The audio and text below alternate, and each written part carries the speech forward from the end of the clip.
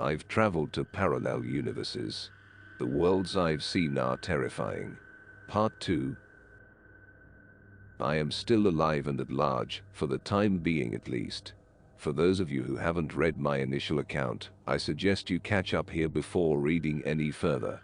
To recap, I am a whistleblower working within a top-secret government project jointly funded by the DoD and billionaire 1%ers. Our goal? To open trans-dimensional portals and visit parallel universes. Needless to say, the US government doesn't want the public knowing about this highly classified project, and so I'm taking a huge risk by revealing the details of these secret missions, but I believe people need to know the truth of what these people are doing and the huge dangers they're exposing us to. My first mission, the visit to Earth 217, is a case in point. Nazis and werewolves, that's some crazy shit, right? I wouldn't have believed it was possible had I not seen the monsters with my own 2 eyes. I'll never forget the predatory gaze of that bastard Steiner, the Aryan hunter-killer who wiped out half of our team. And he saw the portal. He knows that we crossed over from an alternate version of Earth. Given their level of technology, I see no reason why those Nazi fucks can't build their own TDP, and this fear keeps me up at night. I survived Earth 217 by the skin of my teeth, but that wasn't the end of my career of trans-dimensional exploration. Far from it. But, before I continue my tale of woe, I think it's worth letting you know my current status. At the time I wrote my account of the botched Earth 217 visit, I was officially on suspension from my post pending a psychological examination. To be fair, I hadn't been in the best state of mind, and I wasn't really thinking straight when I published my account. Don't get me wrong, I don't regret telling my story to the world, but I wanted to preserve my anonymity and failed to do so. True, I didn't reveal my name or exact role in the project, but I let slip too many details of the operation, and so it wouldn't have been too difficult for my employers to identify me. I knew I'd fucked up as soon as I posted my account. Now, I'm officially on the run. I can't reveal my current location. All I can say is that I'm no longer in the US, and I don't stay in the same place for long. The CIA and NSA are surely looking for me, and these people have eyes everywhere. And, if the Americans don't get me, the Russians or Chinese probably will. Several foreign governments are racing to build their own TDPs, and no doubt they want access to the information I have in my head. So simply put, my time is almost up, but I want to stay free long enough to finish my story. When I look back, I realize I should have run for the hills after the disastrous and bloody mission to Earth 217. There are a few reasons why I didn't do so, which I'll try my best to explain. As you'd expect, our employees and benefactors weren't happy about the clusterfuck over in Nazi world, as it became known within the project. What followed was a temporary suspension of all missions, while a thorough debriefing and investigation was undertaken.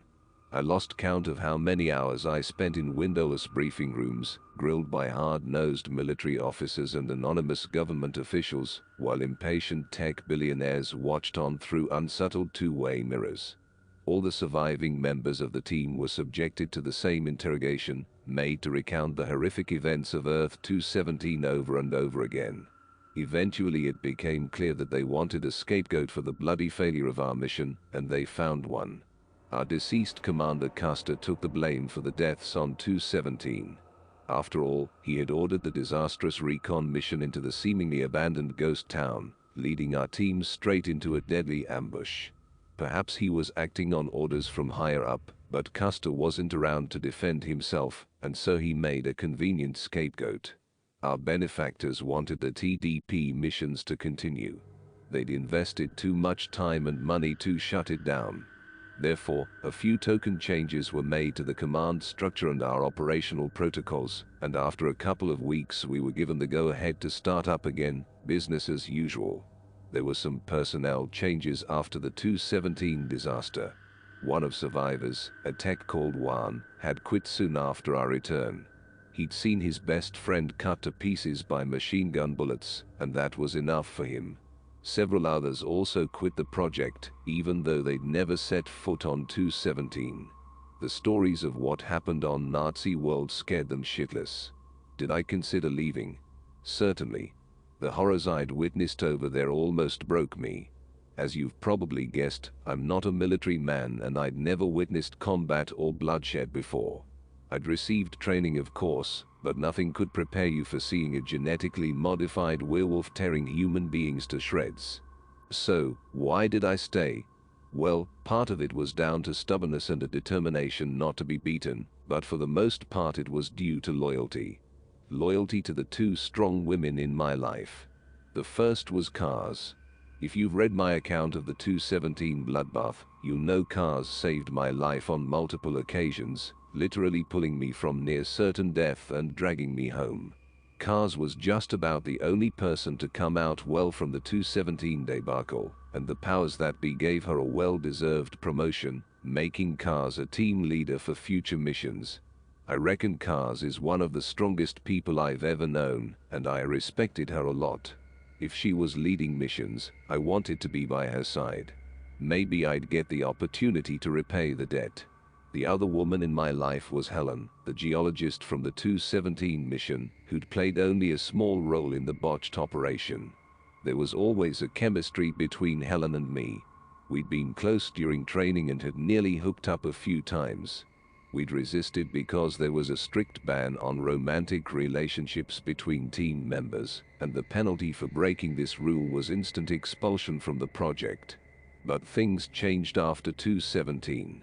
Helen found me late one night in our barracks canteen. I'd been drinking and was in a state of distress, struggling to cope with the trauma of what I'd witnessed.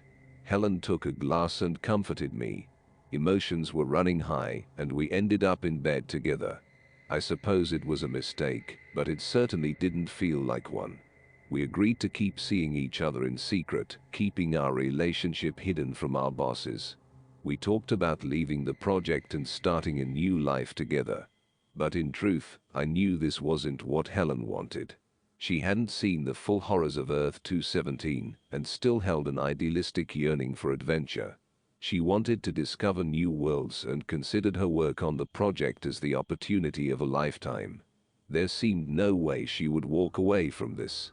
The other survivor of 217 was the doc, our medical attendant who'd failed to save Custer's life after the werewolf attack. The doc had been oddly unaffected by the horrors on 217. He continued to act in a bizarre manner and didn't engage much with the other team members. Nevertheless, the medical man clearly had no intention of leaving the project. Believe it or not, the first few missions conducted after the 217 disaster all went without a hitch. We visited alternate worlds not too dissimilar to our own, took our samples, and carried out our research. We kept our heads low and returned home without any losses, reporting the findings to our superiors. So far so good. But all these cakewalks started making people complacent. And our benefactors were relentless. They kept on ordering new missions in their search for a Goldilocks world, an untapped alternate Earth suitable for colonization. They'd invested too much money on this project to not see it through to its conclusion. And we went along with their insane plan. I suppose it's like any dangerous activity one might undertake. Whether it's swimming with sharks or free diving off the side of a cliff, you might be fine 9 times out of 10, but on the 10th occasion you'll end up losing a limb or cracking your skull open. We got lucky for a time, but then we visited Earth 312, and it all went to hell. I'd like to say I felt the same dread in the moments before we crossed over to 312, but I didn't. I'd been on 6 missions by this point, and the previous 5 had gone without a hitch. Cars was leading the team, and she exerted a quiet confidence. Cars, Helen, the doc and I had achieved something of a legendary status within the project. The newer team members all looked up to us, knowing we'd survived the disaster on 217. Our team had been strengthened to 10 men and women, half of which were security personnel. We also had access to heavier weapons such as portable Stinger missiles. I was certain we wouldn't fall into the same trap as before. The crossing over was routine. I recall standing in line, equipment at the ready as the spectrometer came to life and power surged through the conductors. It was always terrifying for me when the bunker lit up and the portal was opened, creating an impossible entryway to another dimension. But when I looked into Helen's eyes, I saw her excitement. The thrill she experienced at the prospect of discovering a new world. This is what she lived for. Cars wasn't one for big speeches. Her goal was to ensure all our personnel and equipment got through within the tight 2-minute window. This task was achieved with typical military efficiency, as men and women pushed bikes and steel containers down the purposefully built rails and towards the gateway, while cars screamed encouragement. I took a deep breath before it was my turn to cross, pausing briefly as I experienced a moment of hesitation, before I mustered the courage to walk through the fluid membrane. There followed the usual period of intense panic. I couldn't breathe as my brain reacted to the fact that I technically didn't exist in any universe in that moment. But, as always, this hellish state of limbo only lasted the briefest of flashes, as seconds later my body spilled out on the other side, and I landed heavily in the dirt. I gasped for breath as I struggled to recompose myself. Thankfully, I didn't vomit on this occasion. It wouldn't have looked good if I puked in front of the new recruits. Helen was there for me as always, helping me to my feet and greeting me with a coy smile. Helen wasn't affected by the experience as severely as I was, and it was always a relief to see her face on the other side. "Are you okay?" she asked softly. "Yeah, I'm fine," I answered, trying to sound manly as I got up on my 2 feet. I observed the security team setting up a defensive perimeter and the technicians activating our equipment, preparing to begin their analysis. I looked across the landscape and across at the rising sun, seeing rolling hills, trees and bushes. Nothing I would consider abnormal. But of course, appearances can be deceptive. Helen gently touched me on my shoulder, whispering in my ear, "Well, honey, I guess we better get back to work." I nodded my head, glancing longingly at Helen and staring into her deep green eyes for a moment before I caught myself. I wanted more than anything to embrace and kiss her right then and there, but knew I couldn't. She smiled at me before breaking eye contact and marching off towards her work. I did the same, preparing for the coming hours where it would be my task to watch and analyze the intercepted broadcasts and drone footage. And what I saw sickened me to my very soul. We reconvened that afternoon to share the results of our analysis, sitting cross-legged in the middle of our base camp, as cars carefully listened to what we had to say. The briefings from Helen and the others proved unremarkable. There was nothing in the atmosphere or the soil which would cause concern, and on the surface, Earth 312 looked not much different from our own world. I sat and listened in silence, my stomach churning as the horrifying images I'd seen permeated my subconscious. When it was finally my turn to speak, I could hardly open my quaking lips. Eventually, Cars had to prompt me. "Well, what have you got for us?" "Judging by the look on your face, it's not good news." Man, was she right, I thought but didn't say. The television broadcasts we intercepted are disturbing. Every channel seems to focus on extreme pornography and violence. "Not much different from back home then," quipped Jackson, one of our team's technicians. A sharp look from Cars was enough to shut him up, and I reluctantly continued. "The images I've seen are well in excess of anything I've witnessed before, and they certainly have no artistic merit that I can see. The violence is graphic, but also ritualistic in nature." "What, you mean like human sacrifices?" Cars blurted. "Exactly," I confirmed, with a lump in my throat. "I'm no expert on cinematography, but I have some experience of violence. Based on what I've seen, I believe these people are filming and broadcasting real assaults and murders." "And who are these people?" Cars interjected. "What do we know about the society on this world?" She held my gaze while waiting for my answer. The rest of the team were also listening intently. There were no more jokes. In fact, the tension was almost unbearable and the fear palpable. No doubt everyone was thinking of the bloodbath on 217 and fearing a repeat. In reality, I hadn't told them the half of it. The vile images I'd seen, torture sessions, cannibalism. It almost defied belief. The society here is vastly different from our own. I continued, basically stating the obvious. The population has a twisted moral compass. Indeed, it's difficult to see any sense of morality or compassion whatsoever. They have a religion of sorts, but it appears to be steeped in dark rituals and cruelty. Based on what I've seen, I believe the entire basis of their society is violence and sadism. But despite all this, the civilization on this world is technologically advanced and, in my opinion, extremely dangerous. You could have heard a pin drop in that moment. I looked around the faces of my team members and noted their collective look of shock and horror. I caught Helen's eye for a moment, sharing her gaze. She smiled in an attempt to reassure me, but I could sense something was off with her. Kaz didn't show any outward signs of emotion, however, as her hardened gaze cut right through me. She spoke up to make herself heard over the panicked mutters of her team. "What about the drone footage? What did the UAV pick up?" she demanded. I broke eye contact, shaking my head. The local area is more heavily populated than on our world, and the nearby town appears to be something of a hub. This obviously wasn't good. The success of our mission depended on our team getting in and out without drawing attention, and obviously this was less likely if there were more people around. But this wasn't even the half of it. "Did you see any potential threats?" Kaz asked carefully, bringing the conversation back to business. I didn't have the words to answer this question. Instead, I opened a new window on my laptop, playing a recording of the video footage taken by the drone as it flew over the nearby town.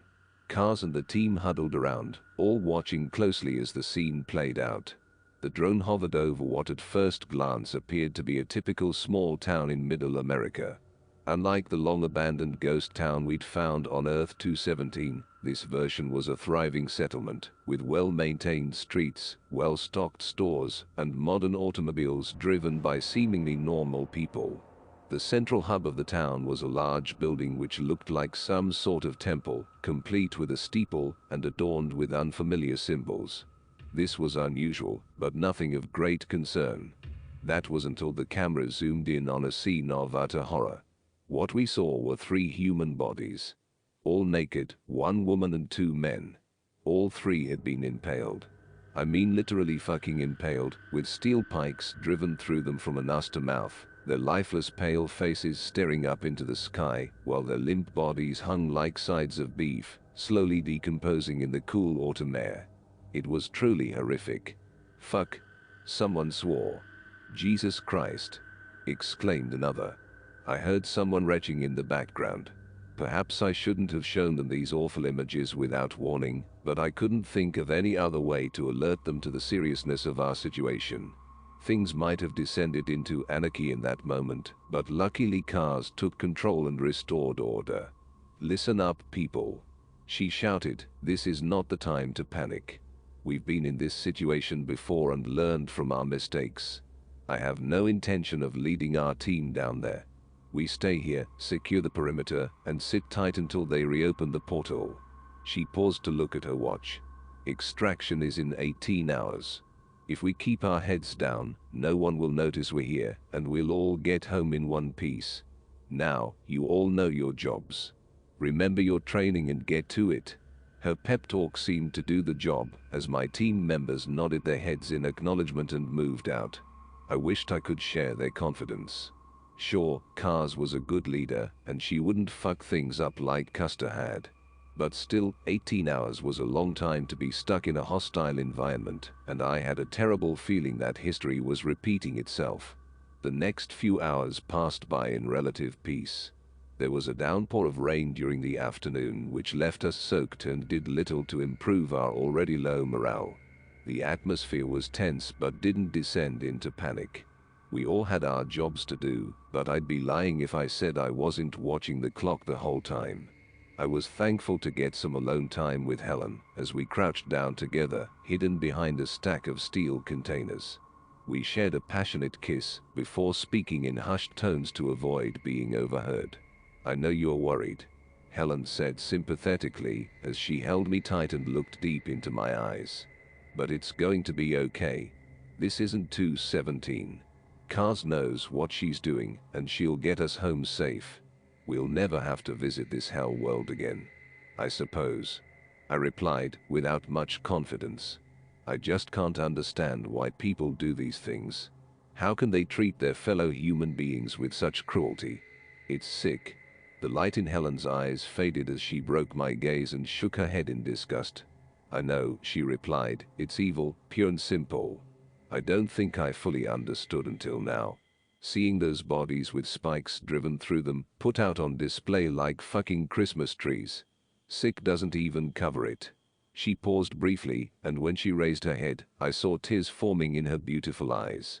You know, I always thought of these missions as adventures. I loved the idea of discovering and exploring new worlds, and I guess I was blind to the risks. Even when I saw that poor guy getting killed on 217, I still didn't get it. I didn't get where you were coming from. I listened intently, wondering where she was going with this. The horror, the dangers. It's too much. Helen continued, I think this mission should be our last. I want to leave the project so we can be together, so we can start a life together. In that moment I felt total elation. Are you sure? I blurted out, hardly believing what I was hearing.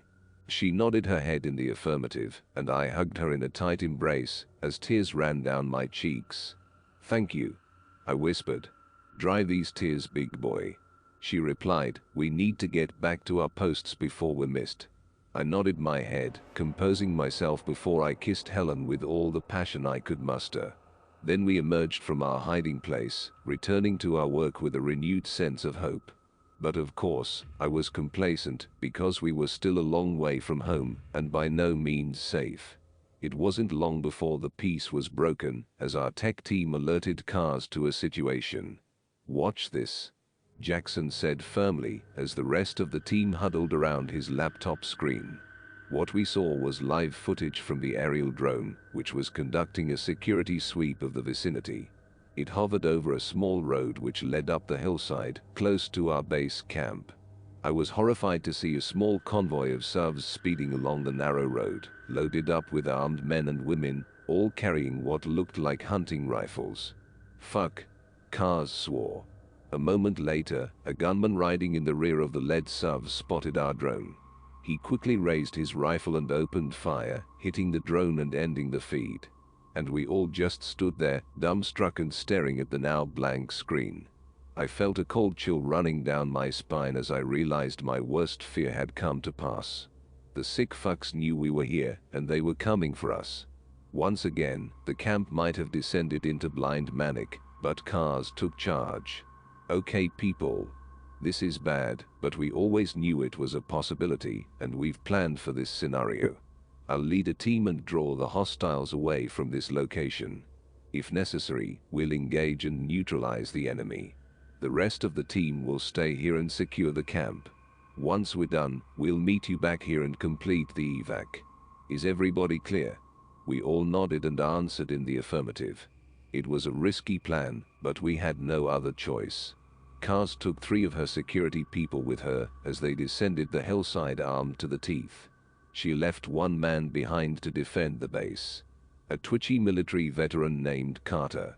The rest of us were civilians with little to no combat experience. In addition to Helen and myself, there was the doc, our medical attendant and fellow 217 survivor, and our 2 technicians, a middle-aged man named Jackson and a younger woman called Rachel. The light was fading by this point, the sun slowly disappearing on the far horizon. The onset of darkness brought a new level of fear to an already tense situation. The only one unaffected was the doc, who seemed disconnected from reality as he stared out into the abyss. We warily looked out upon the foliage which surrounded our base camp, jumping at every gust of wind or snapped twig. Carter kept in radio contact with Kaz and her team, who were closing in on the armed convoy. The prospect of a gun battle only added to our anxiety. The only thing which kept me going was Helen, as I stayed by her side and dreamt of the future we'd have together. If we got out of this hellscape, Suddenly, Carter abandoned his radio call and focused his attentions on the darkened perimeter. "What the fuck was that?" he exclaimed, dropping down onto one knee and aiming his M4 towards the tree line. I couldn't see a thing, but obviously he had done, and his military instincts were kicking in. "Get behind me," he whispered, whilst preparing his rifle to fire. But he never got the chance. A second later, a single shot rang out, and Carter fell to the dirt like a lifeless rag doll. I gasped in horror as I looked down upon our guardian's corpse and saw the bullet had torn through his right eye, apparently killing him instantly. "Jesus Christ!" I swore in dismay. Helen screamed when she saw the body, while Jackson and Rachel ran to Carter's side. But then, two further shots rang out. Except they sounded different this time, more a soft popping sound, rather than the harsh crack of a rifle. I saw our two technicians fall in quick succession, looking to their bodies and seeing what I thought were tranquilizer darts protruding from their chests. "Shit!" I swore, as I almost succumbed to blind panic. Instead, I grabbed Helen's hand and screamed in her ear, "We've got to get out of here." But it was already too late. There was another soft pop, and a third dart struck Helen in her ribcage. She let out a surprised gasp as she fell. I caught her body in my arms, crying her name as I watched her eyes roll up into her head, and a moment later she lost consciousness. I gently laid my lover down on the grass, the anger swelling up inside me as I stood, determined to face our attackers no matter what the risk. I saw a figure emerge from the tree line, wearing furs and a mask fashioned from an animal skull. He carried some kind of rifle which was aimed directly at me. I guessed this was the tranquilizer gun he'd used to shoot the others. I stood up to the hunter, my heart full of rage and defiance. He placed his finger on the trigger and called out in open mockery. "Do you surrender?" came the booming voice. "Go fuck yourself," I shot back. He laughed cruelly before firing a single shot. The dart struck me in the chest, only an inch from my heart. I felt a stab of pain as the air was sucked from my lungs, and all the strength left my body. Before I knew it, I was falling, my limp body crashing heavily to the ground. A moment later, my eyes shut, and darkness overcame me. I awoke to screaming, my brain alerting me to the danger, even though my body was still to recover from the shock. I fought through the pain as I struggled to open my eyes. I also couldn't move and soon discovered why, as they'd bound me to a chair and secured my neck using a leather collar. I was completely helpless and at the mercy of my captors. I groggily opened my eyes and tried to make sense of my surroundings. They were holding me hostage inside a building which I can only describe as a cross between a church and a torture chamber, with the foul stench of an abattoir, and only a dim light emanating from candles and lanterns. Rows of pews were set up throughout the hall, all facing towards an altar adorned with what looked like satanic symbols and tapestries depicting images of extreme violence and bloodshed. But this wasn't the worst of it. Not by a long shot. I saw Helen in front of the altar, bound to what looked like a medical gurney.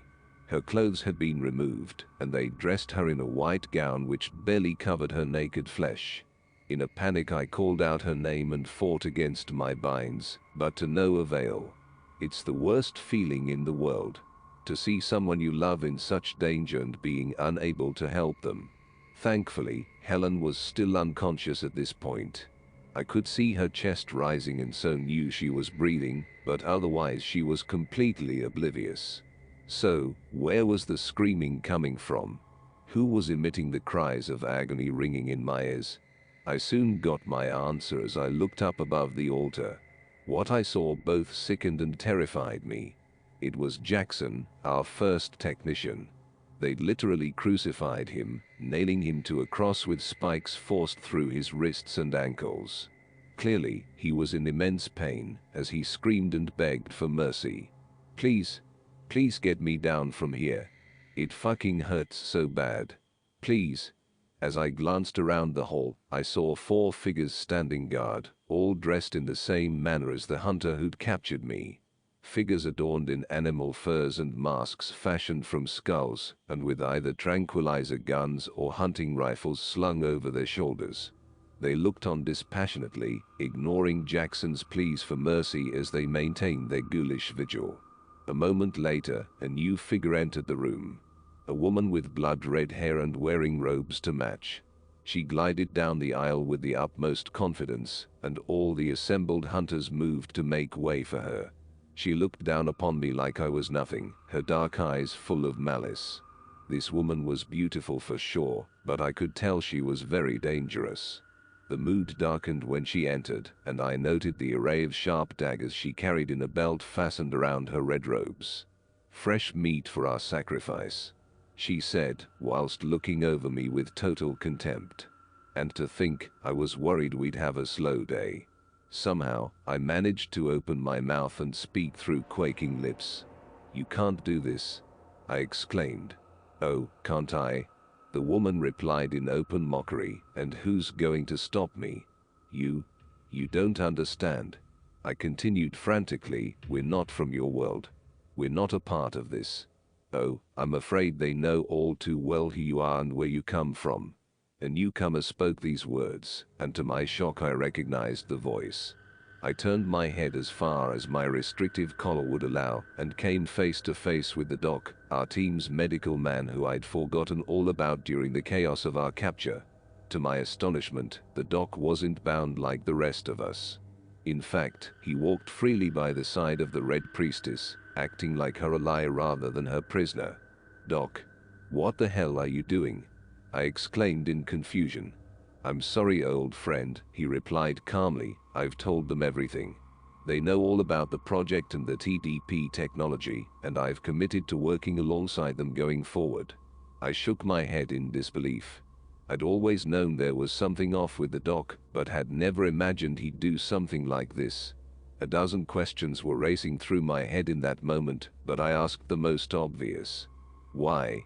The doc nodded his head before answering. "This society may seem brutish to us, but have you considered the possibilities? Here, we have a people unconstrained by conventional morality. Imagine the potential for scientific advancement. Think what we can discover about the human mind and body when we push a man to the very limits of physical and psychological endurance. Theirs is an offer I simply cannot refuse." The rage welled up inside me. The doc's betrayal was unforgivable. "You fucking traitor!" I screamed. "Okay," interrupted the red woman. "That's enough talk. Silence him." She motioned to one of the masked hunters, and he advanced upon me, roughly jamming a ball gag into my mouth and securing it firmly. I tried to cry out in protest, but my voice was muffled by the gag, and I was entirely helpless to resist. "Bring out the next tribute," the woman ordered. A moment later, two of the hunters dragged out our second technician, Rachel, force marching her towards the waiting altar. She kicked and screamed the entire way, somehow breaking free from their grasp and kicking one of the hunters hard in the testicles. She tried to flee down the aisle, but the Red Priestess reacted in an instant, pulling a knife from her belt and throwing it through the air. The blade struck Rachel between her shoulder blades, and she fell to the floor, letting out a pained cry before she stopped moving. "Damn it!" screamed the red woman as she directed her anger towards the two masked hunters. "If you idiots fuck up again, I'll cut you open and let the worms feed on your innards." The men lowered their heads in shame and fear. Clearly, they knew this was no idle threat. "Now," she continued, "let's begin the ritual before anything else goes wrong." I could only watch on in abject horror as she withdrew another dagger from her belt and advanced towards the altar. She turned, glaring directly at me while she spoke her chilling words. "Glory to the Dark Lord," she boomed menacingly. "We offer these tributes as a sign of our fealty. May their fear and pain bring you renewed strength." At that moment, she was interrupted by a fresh chorus of screams from Jackson, the poor bastard literally nailed to a cross. "Please, dear God, please, help me. Shut the fuck up, worm," the priestess cried in fury. A second later, she stabbed him repeatedly in his chest and stomach, brutally ending his life in a savage attack. To my dismay, Helen chose that moment to regain consciousness, remaining woozy as she opened her eyes and struggled against her binds. "Where am I?" she called out fearfully. "What's happening?" I desperately tried to call out to her, but the gag muffled my cries. The red woman saw me struggling frantically against my binds and surely guessed the reason why. "So," she said, with a twisted smile on her lips, "this pretty little thing means something to you. She's someone special to you, that's obvious." Tears streamed down my cheeks as I shook my head vigorously. "Well," she continued, with a wicked glint in her eye, "I'm going to do you a favor. I'll grant your little girlfriend the mercy of a quick death." I watched on helplessly, my whole body shaking as I watched that evil bitch approaching my lover, knife in hand. Helen was now alert enough to recognize the danger. I could see the terror in her eyes and hear the fear in her voice. "What are you doing?" Helen screamed. "Don't do this. Get the fuck away from me." The red woman's sadistic grin widened as she raised her dagger, holding it above the bound Helen as she cried out in terror. I made one last desperate attempt to escape from my binds, mustering all my strength. I managed to break the screws which had secured my chair to the ground, but only succeeded in collapsing to the floor, my wrists still bound to the chair arms.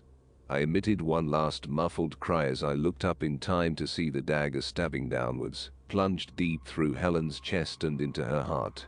I closed my eyes, experiencing an indescribable pain as I wished the ground would swallow me up. "Get him up!" screamed the priestess. A moment later, I was being pulled up by two of the masked hunters. I reluctantly opened my eyes and was devastated to see Helen's lifeless body lying on the gurney. The red woman calmly wiped the blood from her dagger before advancing upon me. "I showed her mercy," she said while approaching with knife in hand, "but you won't be so lucky. I'm going to peel your skin off piece by piece. Keep you alive for as long as I can. Your agony brings glory to the Lord of Darkness." My body shook as I focused on her twisted smile, predatory eyes, and the dagger she brandished so deftly. The hunters held me down as the cold steel touched my skin, and she began to cut. Boom. There was a mighty blast which rocked the room, and then all hell broke loose, with men screaming and bullets flying. I turned my head in time to see Kaz and her security team burst into the hall, laying down suppressing fire with their M4 carbines. One after one, the hunters fell under a hail of gunfire, ruthlessly and efficiently eliminated by Kaz and her men. The priestess initially seemed taken aback by the sudden assault, but she soon recovered, acting out of pure rage. "How dare you interrupt this sacred ritual?" she screamed. A split second later, she threw her dagger, sticking one of the security troops right through his eye, killing him instantly. Kaz responded at once, screaming, "Go to hell, bitch." She fired a single round from her M4, blowing the red woman's head clean off. I watched with grim satisfaction as her body hit the floor. The battle was over almost as quickly as it had begun, the hellish temple now strewn with dead bodies. "Cut him loose," Kaz ordered, and a moment later my gag was removed and binds cut. Once free, my first move was to run to Helen's side. I still held a slim hope that she'd survived, but when I saw her cold body and face drained of blood, I realized there was no hope. My lover was dead, and I'd failed to save her. I cried uncontrollably as I touched her soft skin, still not wanting to believe I'd really lost her. Kaz grabbed me by the shoulder, pulling me away from Helen's body. "We've got to go," she shouted. I shook my head vigorously. "I can't leave her," I replied emotionally. Kaz pulled me closer, forcing me to look her in the eye. "She's gone. We need to get out of here, otherwise we're dead too." I didn't want to listen but knew she was right. Just then, I saw movement out of the corner of my eye. I looked over Kaz's shoulder and saw a figure emerging from behind the altar. It was a face I recognized. The doc. Once again, I'd forgotten about him during all the chaos, but evidently, he'd survived the gun battle. Worse still, I saw he'd armed himself with one of the discarded hunting rifles, and he was aiming directly at Kaz's back. "Look out!" I screamed as I shoved my team leader out of the line of fire. Bang! A shot rang out. I felt a searing pain in my shoulder like I'd been stabbed with a red-hot poker. And suddenly I was falling, collapsing down to the floor with a bullet inside of me. I heard shouting and more gunfire before once again I blacked out. What happened next is something of a blur in my memory, as I dropped in and out of consciousness. I recall being dragged out of the blood-soaked temple and piled into a commandeered vehicle. There was some further gunfire as we made a frantic escape out of the town and sped up the hillside back to the extraction point. I must have blacked out again at this point, because I remember nothing about our return to Earth 1. My next memory was waking up in the medical bay after emergency surgery to my shoulder. The doctors told me how lucky I was to still be alive, but I sure as hell didn't feel lucky. And so that's it, my tragic love story. One of pain, loss and guilt. I just keep thinking back to our last conversation together, to our last kiss and embrace. We were so close to being free from all this, only a few short hours and we would have been safe. Now I can't sleep at night, because when I close my eyes all I see is that dagger plunging into Helen's heart. In addition to my personal loss, the Earth 312 mission had been a total disaster, even more so than the 217 debacle. We'd lost more than half of our team and once again had left behind our dead and almost all our equipment. And what's worse, that treacherous bastard had escaped during the chaos. The doc was still alive, and no doubt he would share his entire knowledge of the project with those sick, sadistic fucks who rule Earth 312. After 2 disastrous missions and multiple casualties, you'd think the powers that be would have pulled the plug on the whole project. But of course, they didn't. Those assholes only care about money and results, not about human lives. They'll just keep going and going until they get what they want. It may surprise you, but I decided to stay on the project, even after losing Helen on 312. In fact, I went straight back to work as soon as my gunshot wound had healed. But why, you may ask? It's hard to explain. I suppose I had a death wish after Helen died. I didn't care whether I lived or died, as my heart was filled with rage and the lust for revenge. I wanted to seek out monsters like Steiner and the Red Priestess and end them. In my warped mind, I thought I could stop atrocities and save people by stopping these evil fucks. But of course, it was futile. What difference can one man make in a multiverse full of horrors? I must go now. It's time to move on from this place. Assuming I avoid the grasp of the various government agencies hunting me down, I intend to tell you one last story. An account of an Earth ruled by monsters from another planet. Until next time, my friends, stay safe.